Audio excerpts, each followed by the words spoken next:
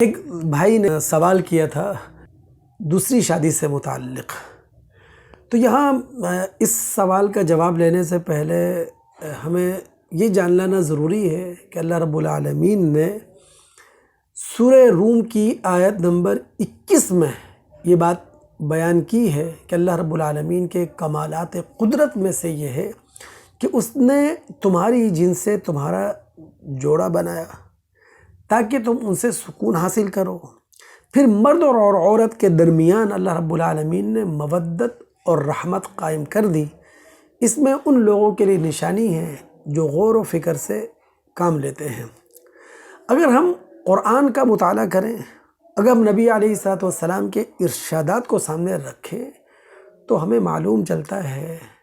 کہ اصولی طور پر ایک مرد کو ایک ہی عورت سے شادی کرنا چاہیے، چونکہ اللہ تعالیٰ نے مرد اور عورت کے درمیان جہاں سیکسول لو رکھا ہے جس کا تعلق نسل انسانی کی بقا سے ہے، وہاں ان کے درمیان اللہ تعالیٰ نے اسپریچول لو بھی رکھا ہے جس کا تعلق تہذیب اور تمدن کی ترقی سے ہے۔ مرد اور عورت کے تعلق سے ایک خاندان وجود میں آتا ہے۔ اگر ایک مرد کے نکاح میں ایک ہی عورت ہو تو وہ اپنے بچوں کو بہترین تعلیم بھی دلوا سکتے ہیں، اپنے بچوں کی بہترین تربیت بھی کر سکتے ہیں،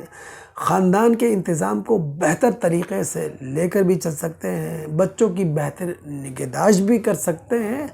تو اصولی طور پر اللہ رسول کی تعلیمات سے یہی چیز ہمارے سامنے آتی ہے کہ ایک مرد کو ایک وقت میں ایک ہی شادی کرنا چاہیے۔ جہاں تک بات ہے تعدد ازواج کا، تو یہ کوئی شریعت کا حکم نہیں ہے، بلکہ اللہ رب العالمین نے اس رخصت کو قائم رکھا ہے، اس اجازت کو باقی رکھا ہے جو نزول قرآن سے پہلے معاشروں کے اندر موجود تھی۔ یعنی اگر ہم نزول قرآن سے پہلے انسانی معاشروں کا مطالعہ کرتے ہیں تو ہمیں نظر آئے گا کہ وہاں انسان جو ہیں وہ ایک وقت میں ایک سے زیادہ شادیاں کرتے تھے۔ تو پہلے سے جو رخصت چلتی ہوئی آ رہی تھی، پہلے سے جو اجازت انسانی معاشروں کے اندر موجود تھی، مذہب نے اس رخصت اور اجازت کو باقی رکھا ہے، قائم رکھا ہے، اور اس کی بنیادی وجہ یہ ہے کہ بسا اوقات دوسری شادی وہ نفسیاتی ضرورت کے تحت کی جاتی ہے، طبی ضرورت کے تحت کی جاتی ہے، معاشرتی سماجی تقاضوں کے تحت کی جاتی ہے، کہیں تہذیب اور تمدن کے تقاضے ہمارے سامنے آ کھڑے ہوتے ہیں، اس لیے دوسری شادی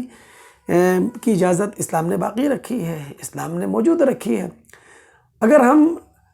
سورہ نساء کے کانٹیکسٹ کو سمجھتے ہیں، اگر ہم سورہ نساء کے سیاق و سباق کو جانتے ہیں، اور اگر ہمیں معلوم ہے کہ سورہ نساء کن حالات کے اندر نازل ہوئی تھی،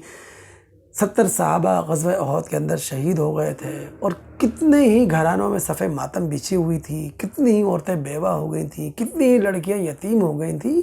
تو یہی وہ موقع تھا کہ جب تمدنی اور تہذیبی ضرورت کو سامنے رکھ کر مذہب نے یہ کہا کہ بھائی 2، 3، 4 عورتوں کو اپنے نکاح میں لے لو، لیکن عدل شرط ہے۔ یعنی اسلام نے جب دوسری شادی یا ایک سے زائد شادیوں کی اجازت دی ہے تو اس میں شرط عائد کر دی ہے کہ عدل ہو، یعنی انتظامی معاملات میں عدل رکھنا ہے، انتظامی معاملات میں انصاف آپ نے